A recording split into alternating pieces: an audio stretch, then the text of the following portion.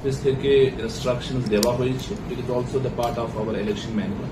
তো আমাদের যে রিটার্নিং অফিসার্স আছে, প্লাস আমাদের যে ওসিস, আইসিস, আমাদের যে এসপি সাহেব আছেন, সিপি স্যার আছেন, এনে অলরেডি প্ল্যানিং করা হয়েছে।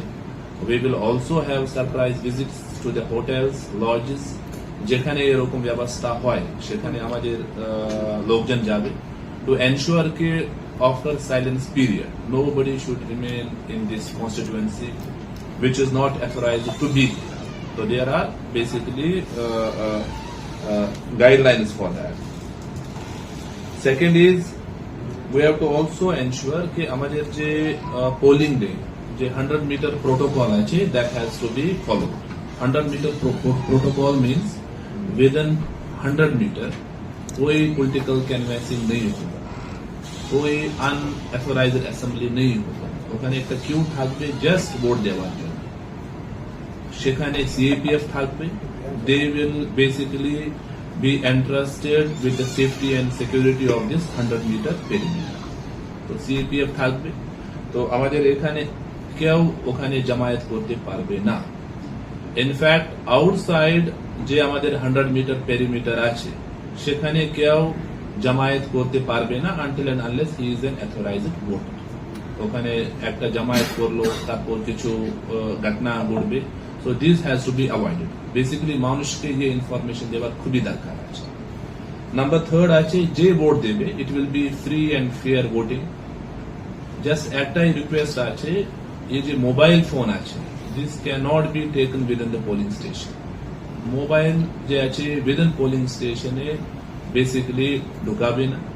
যদি কেউ, এখন তো মোবাইল ফোন প্রত্যেকটা মানুষ ইউজ করে না, বাড়িতে রাখার উচিত, কিন্তু যদি কেউ আনবে সেখানে একটা মোবাইল ডিপোজিট ফ্যাসিলিটি থাকবে, সেখানে রাখতে হবে।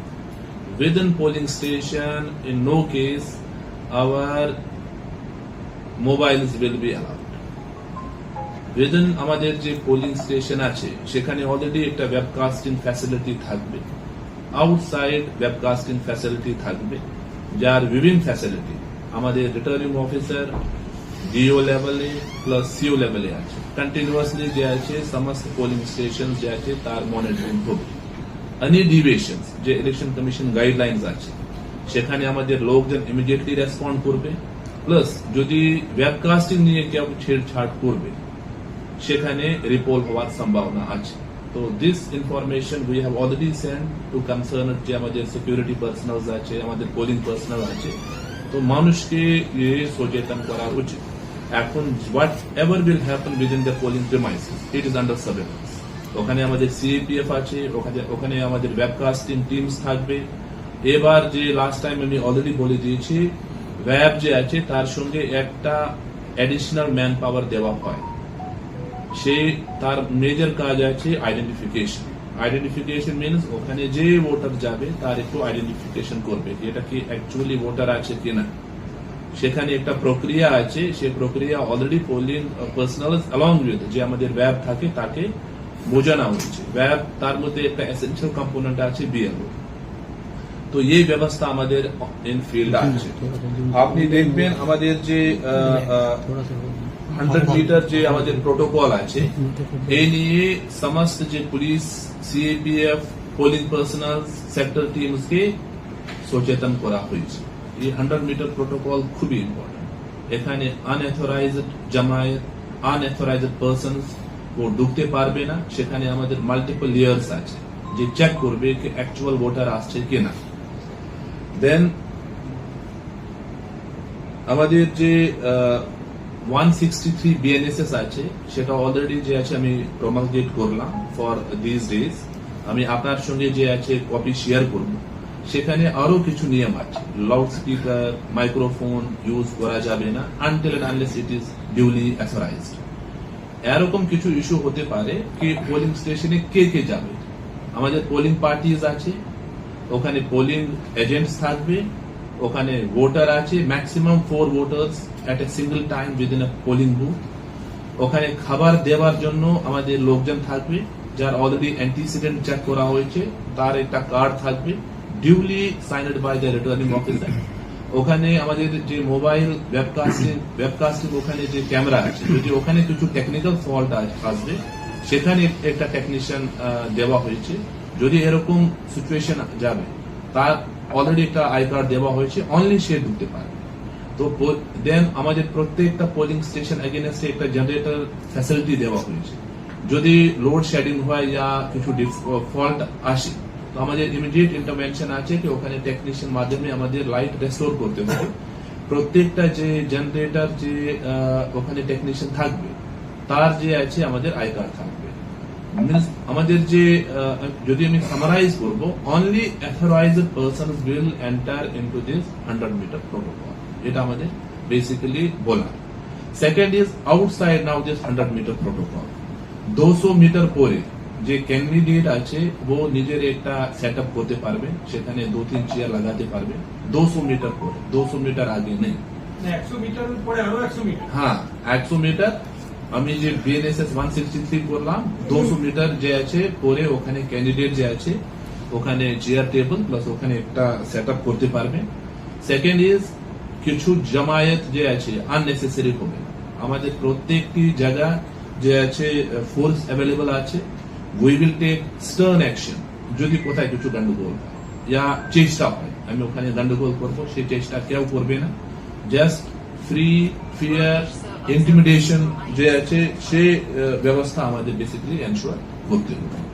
আমি আমাদের যে সিপি স্যার আছে তাকে রিকোয়েস্ট করছি, কত গ্যাদারিং স্যার, কত গ্যাদারিং করা যাবে, আর কোনো মাপ আছে? না 5 থেকে তো আনলফুল অ্যাসেম্বলি অটোমেটিক্যালি হয়।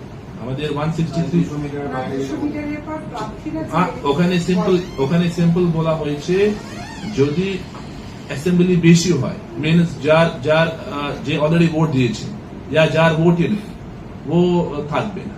সেটা দেখবে কি? হ্যাঁ ওখানে লোকজন আছে তো আমাদের প্রত্যেকটা জায়গায় কিউআরটি আছে। প্রত্যেক এই 100 মিটার থেকে যে 200 মিটার বলছেন, 100 এর মিটার- মাঝখানটা কি থাকবে? 100 মিটারের পরে 100 মিটার লোকজন থাকতে পারবে তো। ক্যান্ডিডেট যে আছে ক্যান্ডিডেট তার তো একটা অফিস সেটিং থাকবে, হ্যাঁ। ও 200 মিটার পরে 200 মিটার পরে, হ্যাঁ। কিন্তু এই যে 100 মিটার আপনাদের booth In the between the gap, ওখানে লোকজন থাকতে পারবে। 2 লোকজন আসছে, 3 লোকজন আসছে, যাতায়াত তো লোকজন করতে পারবে তো, সেটা তো ব্যান নেই।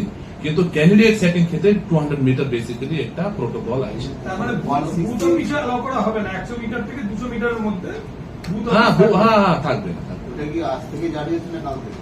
কি? 163 ও তো 29 ক্ষেত্রে আছে, যেদিন ইলেকশন আছে সেই দিন আছে। স্যার বাইক নিয়ে কিছু নিষেধাজ্ঞা আমি সিপি স্যারের তারপর আপনার প্রশ্ন স্যার।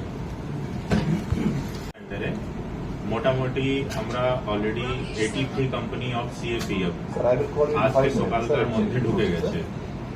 এটা ছাড়া আমাদের 4 কোম্পানি আগে থেকে ছিল, যেটা জুডিশিয়াল অফিসারদের সিকিউরিটির জন্য লাগানো আছে। তো মোট কমিশনারেট এরিয়াতে ডিপ্লয়মেন্ট 87 কোম্পানিজ সেন্ট্রাল ফোর্সের হয়েছে। এটা ছাড়া আরো বুথ, কিউআরটি, আরটি এইগুলোতে স্টেট পুলিশ ফোর্সের অফিসারও দেওয়া থাকছে। সেটাও 3000 মতন ফোর্স আমরা ডিপ্লয় করছি। আমাদের এই ফোর্সটা আজকে পুরো ডিটেল হয়ে যাবে, আর কালকে সকাল থেকে যত আমাদের মোবাইল কম্পোনেন্ট আছে সেগুলো চালু হয়ে যাচ্ছে। মোবাইল কম্পোনেন্ট মানে বলতে গিয়ে কিউআরটি, আরটি, এইচআরএফএস, সেক্টর মোবাইল, এইগুলো সব কালকে সকাল থেকে চালু হয়ে যাচ্ছে। প্রত্যেকটা কিউআরটির উপরে ক্যামেরা আর জিপিএস ফিট থাকছে। সেন্ট্রাল কন্ট্রোল রুম থেকে, ইন্টিগ্রেটেড কন্ট্রোল রুম থেকে আমরা সেই লোকেশনগুলোকে ট্র্যাক করছি, আর ওদের বাইরে কি ফুটেজটা ওটা আমরা দেখতে পাচ্ছি। এটা ছাড়া আমাদের এখানে এফএসটি, এসএসটি এইগুলো আজ থেকে ম্যান হয়ে যাচ্ছে। প্রত্যেকটা 3 শিফটে এফএসটি, এসএসটি থাকবে সব কনস্টিটিউয়েন্সিতে। বুথে যারা আছে তারা P-1 ডেতে ওদেরকে বলা হবে আজকে কি ওরা ফার্স্ট হাফের মধ্যে যাতে বুথে পৌঁছে যায় পোলিং পার্টির আগে। আর P-1 ডেতে ওদের মুভমেন্ট হবে বুথ পার্টি। ট্যাগিং যাদের হওয়ার আছে তাদের ডিসিআরসি আমাদের এরিয়াতে আছে 5খানা ডিসিআরসি থেকে ট্যাগিং হয়ে ওরা মুভ করবে।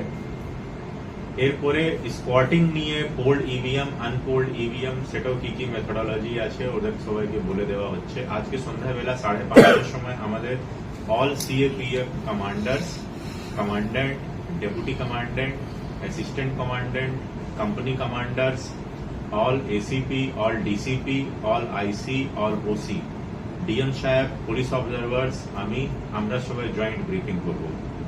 এটা আজকে সন্ধ্যাবেলা 5:30টায় রয়েছে।